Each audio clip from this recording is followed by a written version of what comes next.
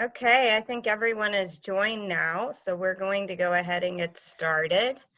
Welcome and thank you for attending our webinar today. My name is Natalie Bodie. I serve on the CoreNet Board of Directors for the North Texas chapter and work for Cushman and Wakefield at Cushman. I specialize in tenant advisory services. I've been in the business 13 years. Our previous webinars in this post-pandemic environment have centered around returning to the office. However, the focus for our panel today is on the industrial asset class. We will start by introducing our three esteemed panelists and moderator. I'll introduce the panelists in alphabetic order, beginning with Johnny. Johnny Aiken is the COO of Callbox Storage. The only thing he enjoys more than practical jokes is superior customer service. So that's why he leads the Callbox crew. I'd also like to add that Johnny attended the greatest university in the world, Texas A&M. That's sweet.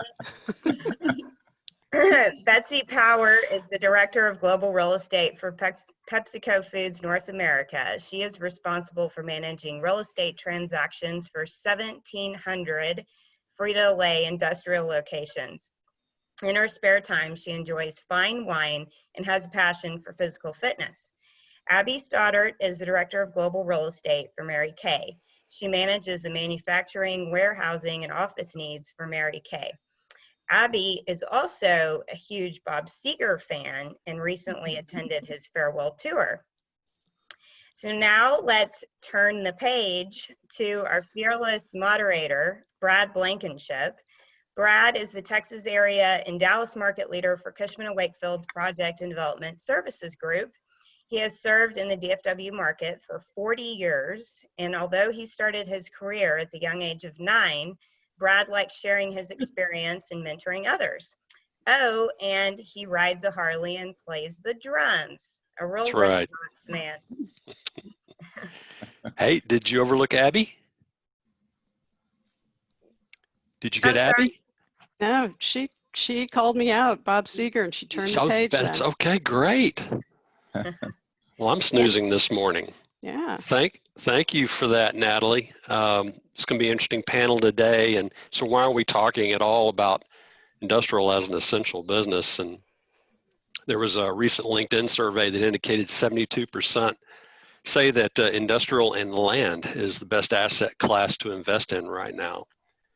And at the beginning of this year, and this was of course pre-COVID, DFW was predicted to be the #1 market for demand in 20 and 21 with an estimated absorption of 45 million feet. So that's like 23 million feet a year. It's a pretty staggering number.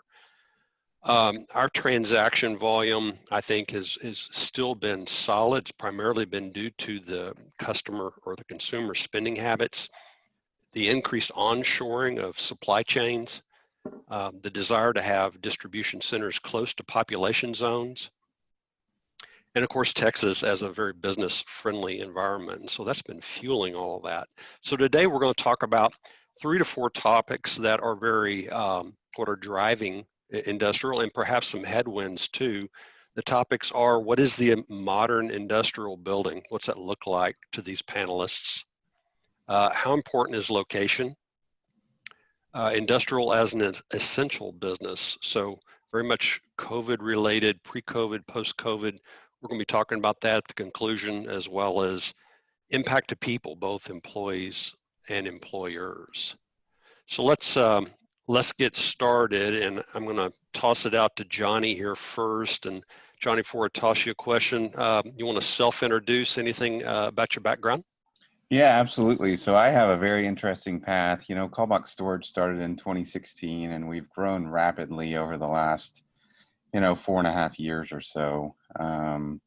And we started here in DFW, and we're now in 5 markets, and, revenue continues to double year over year over year. So, we continue to make a run at this thing, and it's been a lot of fun. But I was originally a CPA at Deloitte & Touche, advising clients and that sort of thing. I actually joined Callbox as the CFO, and then the opportunity came about. I was always really strong in kind of managing teams in my Deloitte days, larger teams, and The opportunity came up to kind of fill the COO role here at Callbox, and yeah, I jumped on it because I really love managing teams, and it's been a lot of fun thus far. So that's kind of my background. But as far as, Brad, remind me of the question one more time. Well, let me shoot it at you. So, we want to talk about the modern industrial building, and I think you guys do a lot of business to customer direct focus, and not some necessarily e-commerce or distribution, while that's very hot. The the structure of the modern industrial building for you physically, what's that look like? What suits your needs? Yeah, well, I think first off, I'm going to need a barber shop and, a hairdresser salon kind of thing in my next facility, because if this COVID thing keeps going on, I think my hairdo is going to need some serious attention. But me too, Johnny. But we are a volume-based business. If you think about our economics, we start really at trying to reduce our real estate costs. And what I mean by volume is if I can stack higher in my facility, I'm reducing my incremental dollars per customer served significantly. So, the highest clear heights that we can get to are here in the Metroplex thus far is about 36 feet. I know stuff is going up in that 50 to 60 range. So what I would say is, if I'm looking at a facility of the future, I want something that has significant clear heights. If I can find something that has 50-foot clear heights, I'm going after it. But the hard part for us is, it's got to be close in. So that means you're likely tearing down something or completely redoing something to find it. So it's all about clears for us. Some of the older buildings may be a challenge then for you, right? Absolutely. And as you know, Brad, as you get higher up, the sprinkler systems need to be more complex. The security systems and all that, the complexity of kind of managing that facility, everything kind of goes up. Utility costs, you're managing through that. So, but clears is our number one. We need clears. Good. Betsy, I'm going to give you a follow-up and kind of ask you the same thing. I think you have some unique requirements where you're at, but first tell us a little bit about yourself and your background. Well, my background is that I practiced law for about 20 years, non-real estate related, and then got into the commercial real estate business about 9 years ago. I was a broker for a while, and then got into the corporate real estate with PepsiCo. Yeah, our needs are very specific. So with that comes challenges to finding the right site for us. We have on our buildings, both DCs, distribution centers, as well as just our smaller warehouses, a need for 28-inch docks, kind of like a last mile type facility because of the route trucks that we have. Everybody's probably seen the Frito-Lay trucks driving around delivering. And so while we'll have 48-inch docks as well, we'll always have a large number of 28-inch docks. And we have a lot of need for trailer parking as well. So it's very challenging for us to go and find a typical distribution center that will fit our need. Either the landlord does not want to give us the parking that we need, we can't get enough dock doors that we need. So our best solution we have found most recently is we just go out and we've discovered there's a lot of shell space out there. There's been a lot of development. So we get in early with the landlord. We did this recently with Hillwood, actually, up in Pennsylvania, where we tell them this is what we need and they're willing to provide it for us. I think it's interesting because, we all have specific requirements for industrial buildings as end users. And I think that is not always easy to find, right? And then combine that with the complication of finding the right location. We all know it's location, location, location. As an area, I think North Texas is unusually blessed. There's carriers apparently can ship from DFW and reach 93% of the U.S. population within 48 hours. So for that reason, North Texas has always been a great location for industrial. But beyond location, and Abby, I'm going to kick this question to you as we talk about locations for your sites. For Mary Kay. But before we do and talk about location, Abby, tell us a little bit about yourself. Sure thing. Thanks for inviting me to be here. This is fun. It's been great to meet Johnny and then reconnect with Betsy too. So thank you for the opportunity. So my background's a bit of a Jackson Pollock. I started out as an engineer in defense, moved into consulting, also at Deloitte, doing M&A and post-merger integration, then went back into defense and business development. And that's where I was placed into real estate and facilities. My only background was I was an engineer and I understood how chillers worked. But from that point on, 16 years ago, I've stayed in it and I find it fascinating, and especially how I can take what we do and our assets to meet the business needs and to execute on the business strategy and help them do that. And with location, that's what I look at, is understanding that business strategy. Now, we all are thinking about, yeah, we need to be near transportation, as you said, Brad. But what kind of transportation? Because air is expensive. And it needs to be fit for purpose, exactly what you were saying, Betsy and Johnny. It's not high enough, or the column spacing is too narrow. I dial it in for Mary Kay for our business strategic needs because we're B2C. And our C is the independent beauty consultant.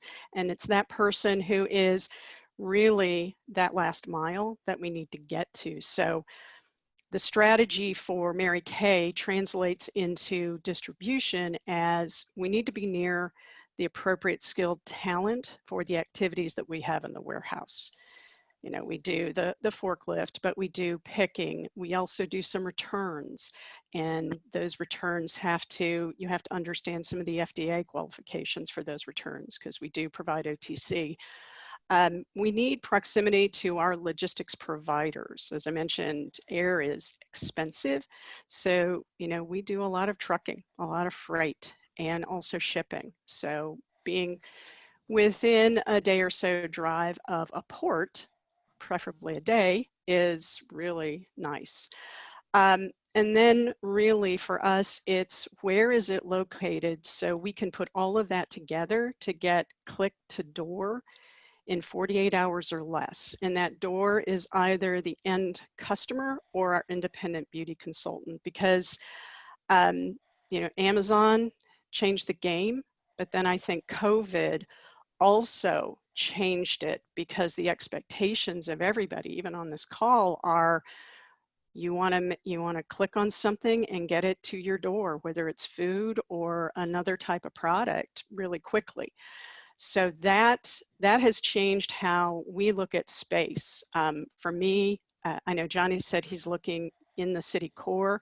I look to the suburbs because that gives me a little freedom and more access.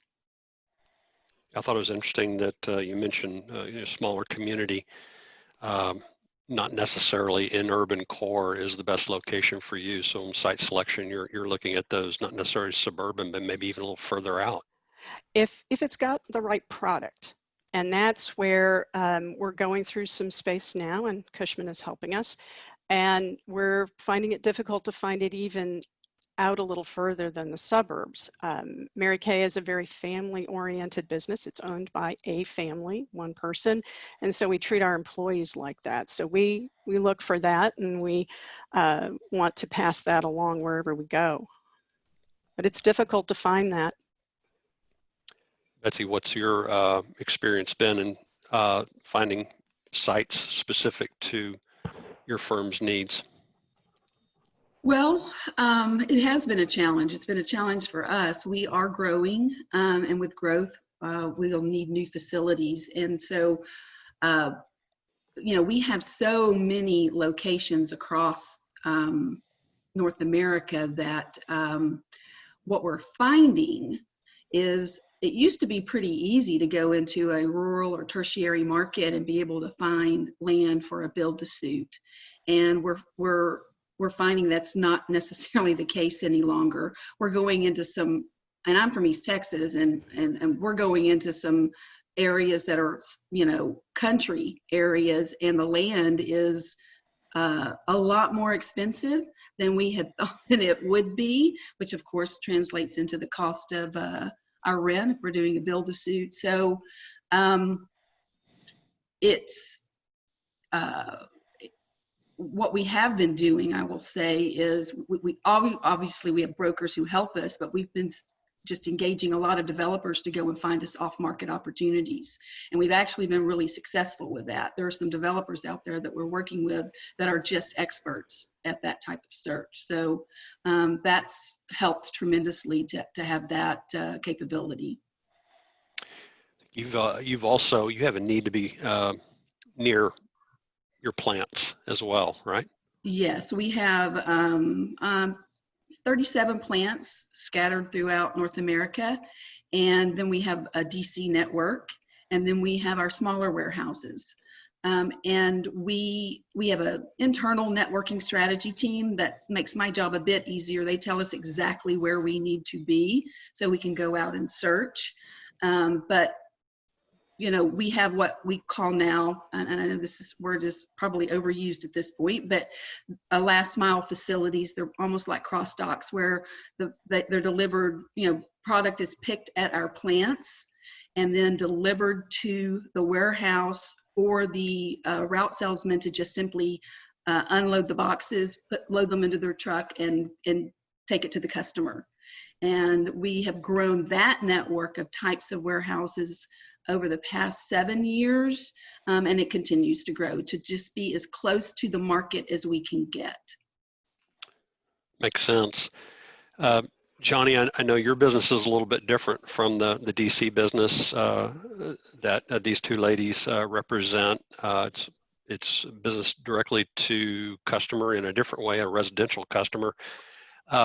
There's rumor that you know, the nice urban core sites are diminishing, and I know in some cases you need that proximity. What do you look for in location? Yeah, you know, you're exactly right. We're looking for something that's closest to our customer base. And oftentimes what happens is our customer base is closer to the city center where real estate is more expensive, homes are more expensive, people are more willing to use storage in those situations because the cost of storage is a bargain compared to the cost of the real estate that they're paying in the urban core. So, you know, what it translates to is a really long time and a lot of planning around real estate. You know, we have to, you know, start almost 15 months out, start thinking about where the next location is going to be, or if we have a lease coming to term, what are we going to do? And it translates to a long lead time. So, you know, I think the one thing that we've really started doing is trying to partner with much larger landlords that have far more accessibility to product, and existing product. So then, you know, if I need 20,000 square feet in the urban core, I know I can call them up and say, hey, I need it in 3 months. And, you know, having that flexibility has been very, very important to us as we continue to grow at a rapid pace. Because with rapid growth, it's great, but at the same time, I can go and lease a 100,000 square foot facility and the thing may be full in 2 years when I planned for it to be full in 5, you know? So yeah, it just kind of translates to us partnering with some of the larger landlords. And we'll still, you know, I don't want to completely say we won't partner up with smaller landlords, but you know, we're really looking for those guys that can help us as we expand and need flexibility. So it translates to flexibility. If I can find partners that are flexible and can help us be flexible, then that actually is worth a few cents on the rate, you know. Mm-hmm. I'll toss this out to all of you. Some markets that you need to serve there's some slim pickings for industrial product. I know some of you had some recent experience trying to find the right product in the right area. So what areas are difficult right now? What areas are maybe easy? What are your thoughts? I mean, Dallas was extremely difficult for us, and I think it goes with some of what we are already saying. Is Dallas is a hot market from an industrial standpoint because of, you think about UPS and FedEx Ground, they can be virtually anywhere in the country in a 48-hour time period. Whereas if you go on the East Coast or the West Coast, you're needing their express air service, which is significantly more expensive. So, this is a hotbed for folks that are in that distribution type of business where they need to use those carriers. And I think because of that, it's been extremely difficult to find product that works for any type of business, in all honesty. Mm-hmm. Betsy, Abby? For me, I would say the challenges are in your typical areas, or the largest challenges. Toronto right now is just hot. It is and continues to be hot. And so that's been a challenge for us. And then of course, anything pretty much on the West Coast in California is a challenge for us. We recently had a need for something in Dallas, and to Johnny's point, we're having trouble finding something that fits our need. And again, because our need's very specific, and there's not many existing buildings out there that can be cost effectively retrofitted for our needs. So again, we're probably looking for something that is either ground up or spec building that we can get in on early. But and I would say in general, almost any metro market that we're in, we're having challenges with, and some of it probably is just because of our unique needs, but some of it I think is just, again, industrial is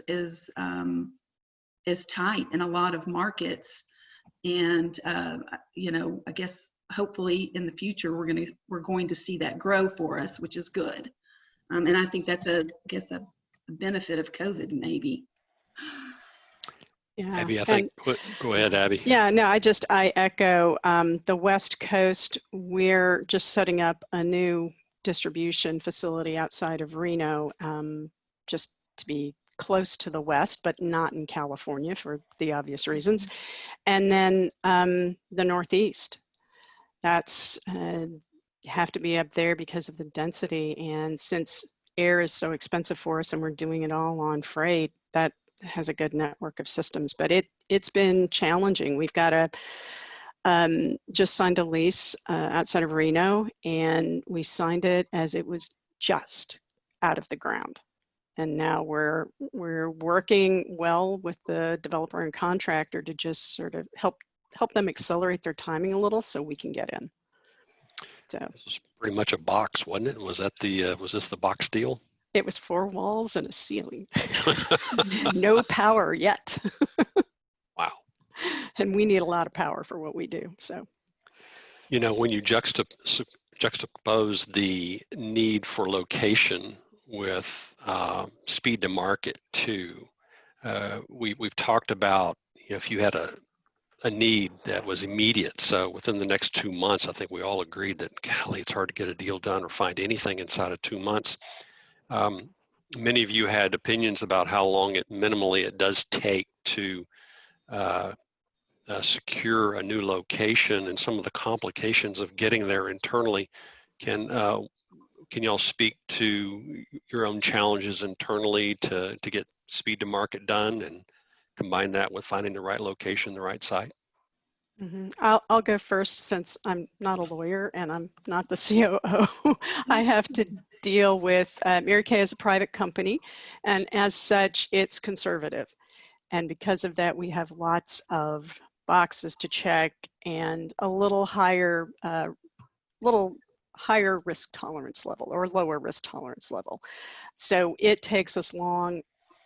6 months would be good for me to be able to find something, get through the actual process of reviewing the lease and negotiating and starting to set up operations for me. Makes sense. Yeah, so I mean, our tech is built to go really fast. So if we can secure space, we can be open in a 2 to 3 month period. But our biggest holdup in every opening that we've had thus far, or move for that matter, has been real estate and just securing the real estate.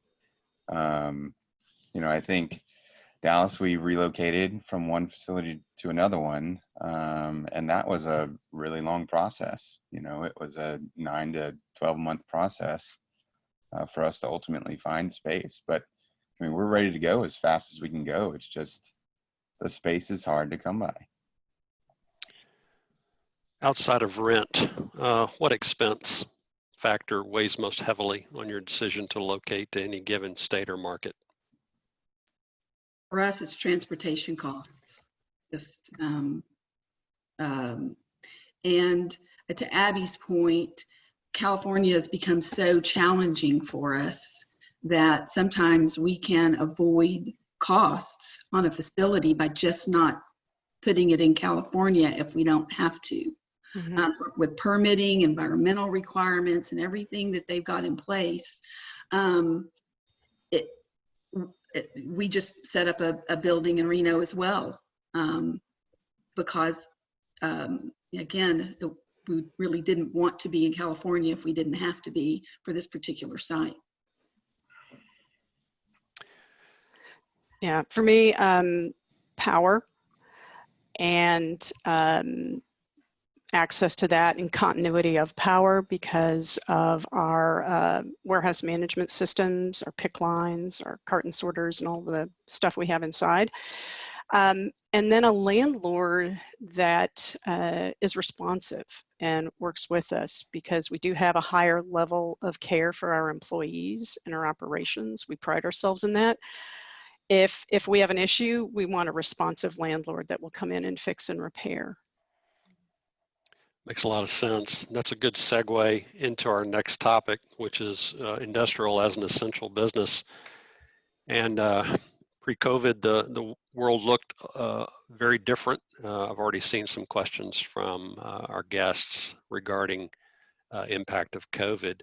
I think there's been some positives as well as negatives. Kind of surprising, there's some positives that have come out of COVID, but at the industrial level, we're certainly seeing some of that.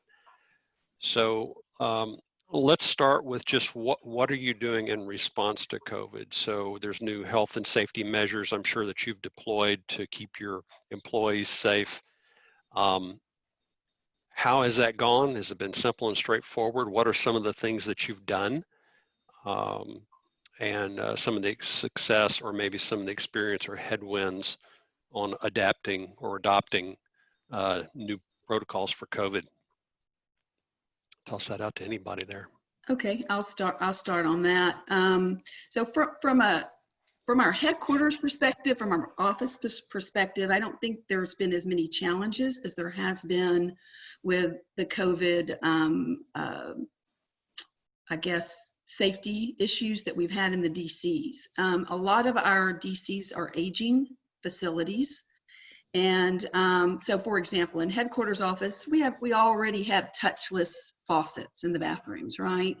We have automatic doors. You can bump your elbow against a plate and it automatically opens the door for you. We did not have a lot of that in our distribution centers. So it hasn't been easy. It's been challenging, but we are taking the steps to make those type of upgrades to reduce the contact issues, social distancing, and we have had to ramp that up as fast as we can because, again, as important as I like to think headquarters people are, the field is more important, the front line is more important, and they've got to feel safe and comfortable when they come to work. So we're doing just about, we're doing HVA issues, upgrades. We're doing all kinds of things, just probably the standard stuff that everybody else is, but and we're trying to just get it up as quickly as possible. And we're almost there at this point. We've done I guess the most immediate easy things, but now we're going to be investing in the actual physical upgrades within the buildings. That's great with the upgrades and addressing that. I think Betsy, you had mentioned that you've actually seen some benefits to the impact of COVID on your business. So can you walk us through that? Yes. We again, we're a salty snack food company, and apparently we've been the go-to comfort food during COVID-19, probably one of several, but still the demand for our product has just been mind-boggling. It really has. And we literally, someone took a picture of a distribution center that had literally no product in it. I don't know that had ever happened before. And the interesting thing is that we had a pent-up need for additional space before, but to Abby's point, we're I wouldn't call us a conservative company, but we're slow moving in making our decisions. But COVID, because we already had a pent-up need for additional warehouse space, the COVID demand just, I think, accelerated dramatically the execution of all of these new warehouses that I've been working on the past several months. I've signed 12 leases on new warehouses in the last, 60, 90 days. And so, COVID was I think a benefit to us, to Frito, to PepsiCo, because it's now allowed us to go ahead and unlock all of the need that we have from a capacity perspective. We couldn't even manufacture enough product quickly enough to get it out. So it's amazing perspective. I'm glad somebody's benefiting from this COVID deal. And it's strange. Yeah, it is. It's bittersweet, actually. Abby, on the B2C, in previous economic recessions, cosmetics has been a boon. Mm-hmm. Would you say the same thing is occurring now, or is it not quite the same? It is, Mary Kay. So I think, like all companies, you had the 2020 forecast for your business, and then you had one that you adjusted in March and April. So we call it pre-COVID and like COVID. Mm-hmm. We're beating our pre-COVID forecast since the May, April, May, June, beating our forecast. So I think, along with salty food snacks, if you're sitting there, you want to look good as you're doing it. You want to take care of your skin because you're at home. So we are seeing good results, knock on wood. But like everybody, you say great, and let's keep working to make it better. Mary Kay, through all of this, we never closed.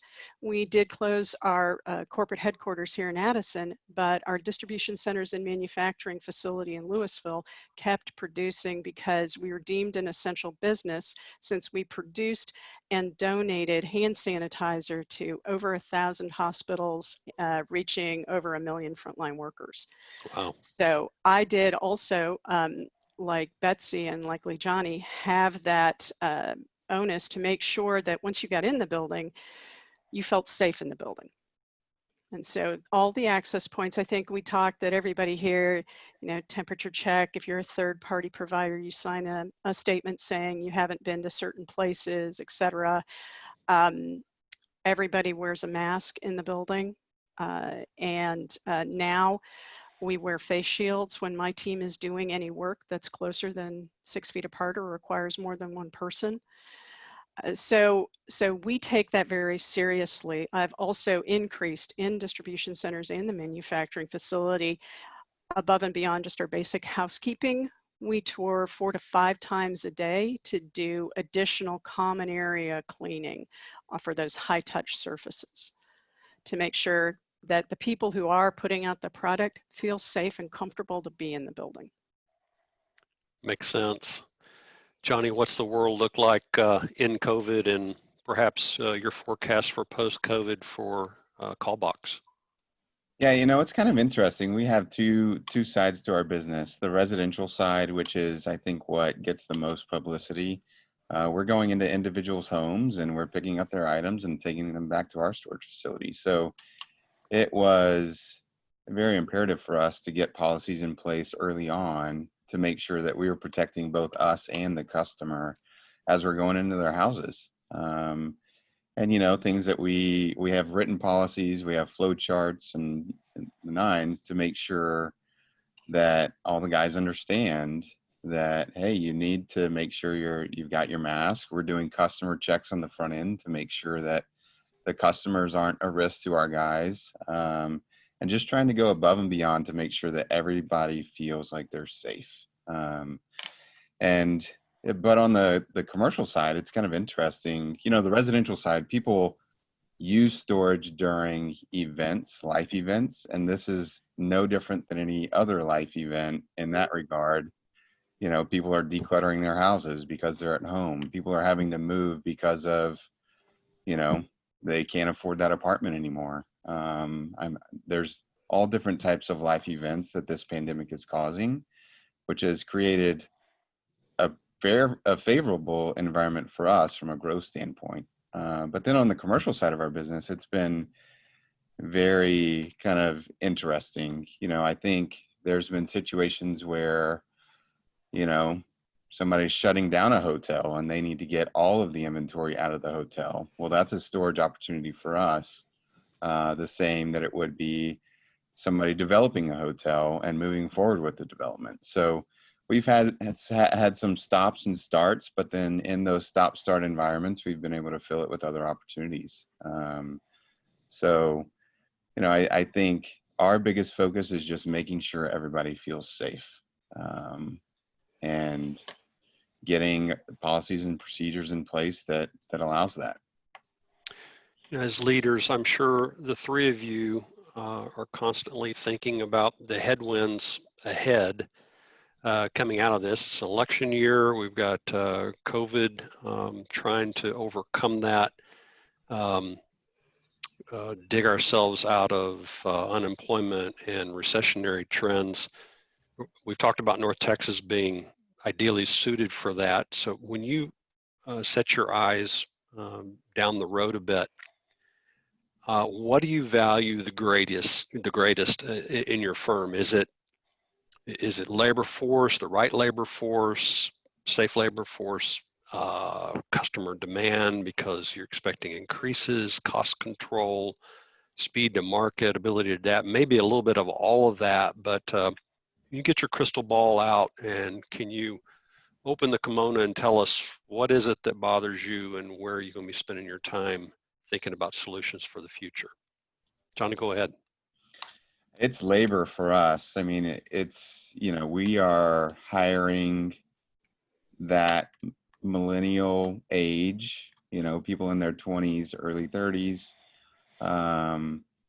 and, you know, finding really good, responsible labor that is willing to be trained and learn and go above and beyond. You know, we're not looking for the college educated guy. We're looking for the blue collar worker that is willing to go above and beyond. And, you know, in all honesty, that's we find them, but it takes a long time, and you want to hold on to those guys once you get them, because they are the nuts, bolts, guts, whatever you want to say, but that's what we're built around, is that labor force. Yeah. So the millennials create a unique challenge in a little bit in a direct labor setting. I know from a management perspective, you guys trying to get your heads wrapped around, you know, how do we acquire these people? How do we keep these people? How do we make them feel a part of and a good investment for the firm? Yeah. And, you know, in all honesty, we do that a lot of different ways. You know, we try to find what the individual enjoys, and it's a really individual focused kind of I'm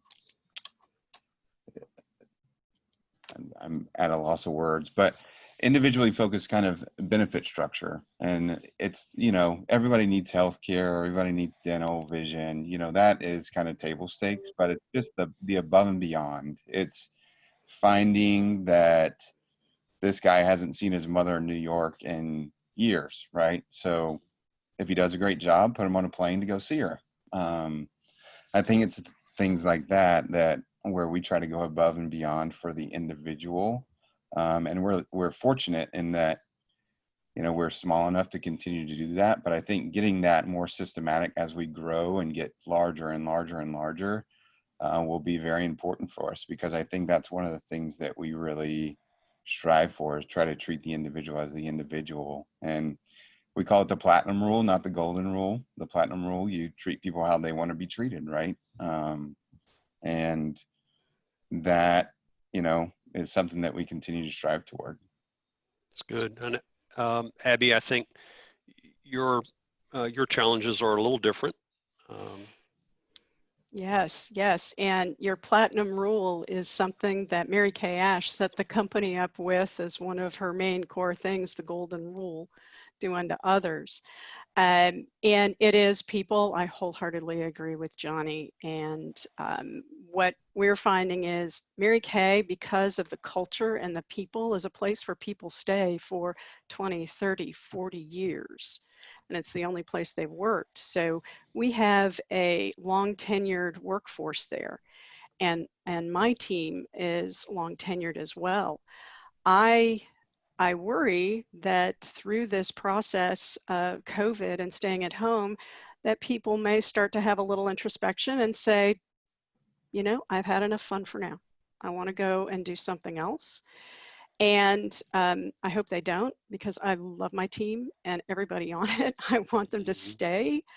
But I need to think about that, and how do I entice other people, and probably people in the younger generation, to come into doing facility work. We've had a difficult time finding that. We do not outsource our facility maintenance crew. We own them, and we've had difficult time hiring. You know, right now I've got 4 openings. Yeah.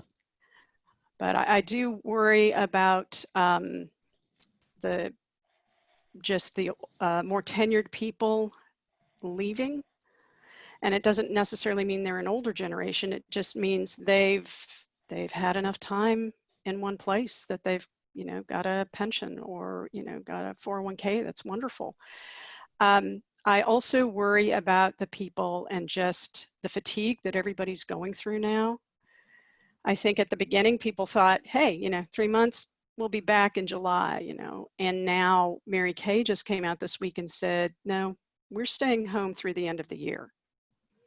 Now we're quickly, as a company, and me as a leader of my team, stepping back saying, okay, how are we going to help those people who are at home, as well as those people who are the essentials workers in the building, deal with this? And I do worry about the younger folks. They've not had the time and grade to go through some of these trials to know that this will pass.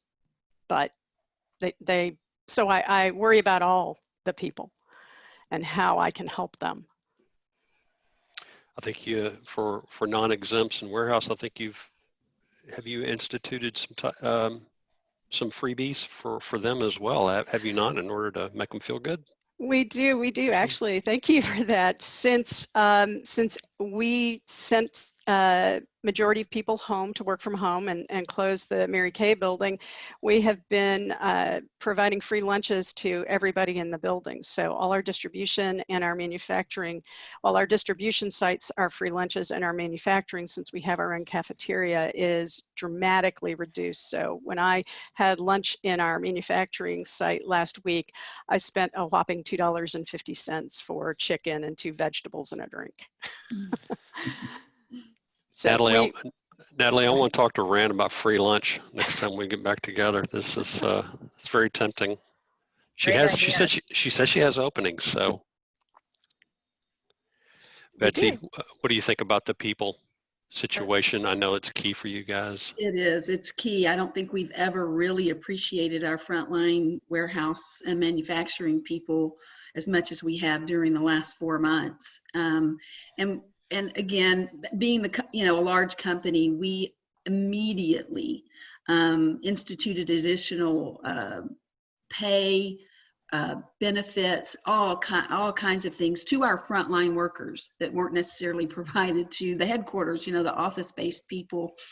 But I think that to Abby's point, the fatigue has set in. People are still having challenges, right, with childcare, with maybe just coming in contact with somebody and then they have to go quarantine. So I think, our desire is to just continue to let the front line know, not just by words, but with actions, just like Johnny and Abby have done, to show how much we appreciate them, how much we realize they're sacrificing just to keep the company running. And I think we've done an excellent job of that. Really, there's just been a lot of love given out to the warehouse frontline people. But the great thing about this company, and I've only been with it for just shy of 4 years, is that you can come into Frito-Lay as an hourly employee and you can work your way up into the executive level. And I think companies offering opportunity like that you don't have to come in with a bachelor's degree to be able to have the opportunity to rise to higher levels. And I think as long as we continue to offer those incentives, that yes, labor I think will be a challenge, especially during COVID, but I think there's lots of things that are being done by a lot of different companies to help keep that labor, within the company. Yeah, and Thank you Abby, you mentioned the aging worker and them potentially deciding to step away amidst all this due to some level of fatigue. We have a little bit of a different problem given a young worker who has likely not seen a downturn or doesn't remember a downturn. And now, they're youthful, they have a lot of energy, but they're starting to get married and have kids. There's a lot of changes going on in their lives amidst all this stuff. And I think we try to do a lot of mentoring, like, I understand you're trying to buy your first home. Like, this is the process. It's just things like that our operations managers have done an excellent job on, just trying to go and above and beyond. And Betsy, you mentioned it's almost like family love, right? You're just trying to treat everybody with love and respect, to help manage through this. So, yeah, it's been very rewarding in one regard, and then ultimately stressful in the other. I think each of you's wisdom has got to be respected by your peers, your employees. Your leadership is so important right now, and I know when it comes to facilities, I know our facility lead here is under a lot of pressure to, quote, get it right and make everybody feel comfortable. It's very difficult. So much change to invoke, and as you said, Johnny, it's not just the physical environment you got to address. It's addressing the people's needs, and it does vary. It doesn't matter if you're young or old. It is we're shorter than 10 minutes to the hour, and so I want to make sure that we open up the floor. I've seen a few questions come in before I exit here. I want to say thank you to the three of you for joining me today. It's been really good. You guys are really great to be with. So, David, I don't know if you're on. We've got some questions from the listeners. Yes, thanks, Brad. So panelists, a couple questions for you. With the increase in air freight costs due to COVID, have you had to increase costs on any of your products? And if so, by what percentage? Mary Kay doesn't use air freight, so that's to you two, or that's to Betsy, actually. Well, actually, we don't either. Okay. Unless the only instance that I know that we do is we shut down our distribution center in Hawaii and moved everything to Modesto, and so that is a container. But I don't even know, that's not air either. I don't think that's by boat. Yeah. So, Right. Let's pivot to ask on ground transportation. Are you seeing increasing cost or lower cost, or pretty much static? for us, I think it's a mix. We have a huge initiative to invest in electric vehicles. We made an order a year or so ago, maybe a little bit longer than that, for Tesla when they get that prototype up and running. But transportation costs, aside from labor, transportation costs are our highest cost. And so they are, I mean, we work very hard to try to keep those down. And then, of course, that kind of comes back to real estate to make sure that we can find a location for the team that takes into consideration the transportation costs associated with that location. I mean, and from our standpoint, we have a few customers that we help manage through logistics and that sort of thing. You know, we are, for the most part, passing those costs on directly to them. So they're bearing the increases in cost and that sort of thing. So, you know, I mean, it's impactful, but not to us. Okay. Good. David, Great. anything else? Yeah, sure. So in the COVID environment, has your position or partnerships with any 3PL groups changed? Has there been more dependency on those or less, more of a need to control the process and quality, take it in-house, or need to have flexibility and partner with a 3PL? I think Betsy, it's either you or Abby, I think, do a lot of 3PL stuff. We do, and it really depends on the market, honestly, and the labor pools associated, and there's a lot of factors that play into it. We do a lot of 3PL for our multi-packs, you know, the little small bag chips that you get at the grocery store for the soccer teams and things like that. But by far, the larger amount of our distribution is handled by PepsiCo Frito-Lay employees. So we use 3PL, but it's a percentage of our own labor. And we'll use 3PL in in Asia and in Europe and a little in South America, but we've seen no change other than what we're going through in some European markets, which was just on the books to look at a strategy of getting out of our warehouse and going to 3PL. And then the strategy that we're doing here in the US to get out of 4 of our distribution centers and forward deploy into 2 properly located ones.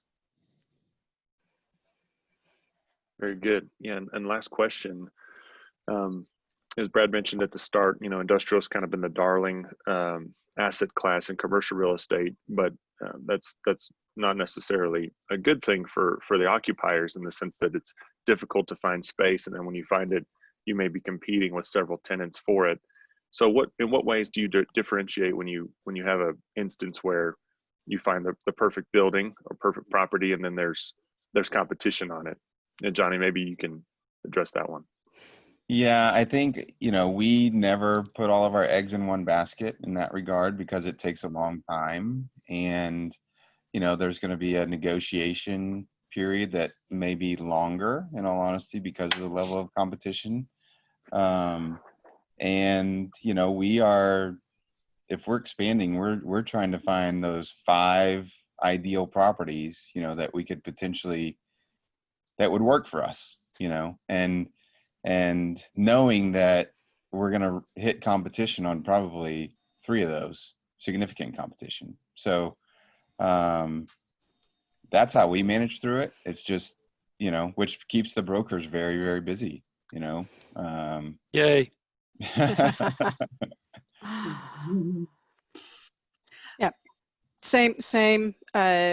Like in Reno and Harrisburg, we'll have our short list of anywhere from 3 to 5, and we just tell our internal customer, the business, don't get your hopes set on the first one. Do not fall in love with it, because it will likely fall through like it did in Reno. Yeah. As an example, I mean, our expansion here in Dallas, the facility that we're in now was probably the fourth facility that we started lease negotiation on. And that was just part of the story, right? You just had to go through it, and, ultimately they had to evaluate us, and there was certainly competition that came into play as well. Yeah, we're challenged even more so because as a private company, we do not reveal our financials. So it takes a little longer. Sure. That's great. Oh. Go ahead, Betsy. Well, I was just going to say, I guess I'm very lucky in this regard, in that most people want us in their buildings. So we don't generally have too much time finding something that the terms that fit our needs. As a credit tenant, it's really not been an issue. Once we select a site, we 99.9% of the time execute a lease on it. Yeah, and I think you mentioned being a credit tenant. I mean, that's huge, right? You have that in your back pocket, whereas private enterprises like mine and Abby's don't. We've got to go through an underwriting process on every one of those facilities, and they're all asking different questions, and that's, in all honesty, what takes so long. Yeah. Even for instance, in the Reno facility, it is the same ultimate investment company that is going to own this building, and they own the Southwest building. We're here in Dallas, the one we have, and we still had to go through the process again with them, even though we've been in the building here for 20 years. Yeah.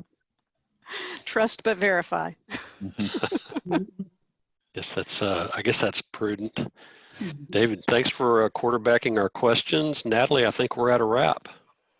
Yeah, thank you, Brad. So I just wanted to thank each of our panelists again. Thank you, Johnny, Betsy, and Abby. I learned a lot, and it was refreshing to hear some positive news from all of you in the midst of all of the negative news we're hearing in the media today. Please be sure to visit our CoreNet North Texas website and look at the upcoming webinars we have listed on the homepage, including the economic and real estate update with economist Dr. Gaines on August 13th. And that concludes our webinar. Make it a great day, everyone. Yeah, thank y'all. Bye. Thank you, everybody. Thank you. Take care. Bye-bye. Bye-bye.